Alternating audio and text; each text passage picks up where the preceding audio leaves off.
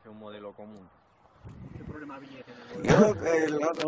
El modelo común de la lengua, a ver, yo a nivel gramatical digo que la estructura ya es muy parecida, toda la zona, muy parecida a nivel gramatical. A nivel fonético eso cambian las cosas, pero ya digo que la gent siempre se ha entendido. Los límites de las lenguas los posan los políticos. Las lenguas no tienen límites, los políticos sí que en posan.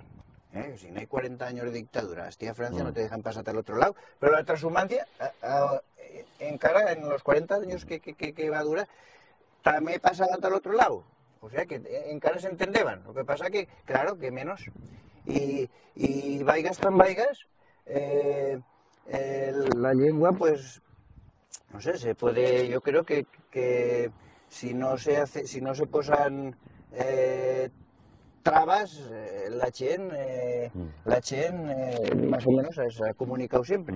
Y ya digo, de Trema hasta Voltaña, que iban de mercados, se entendeban. Y no tenían, claro, ninguno de problema.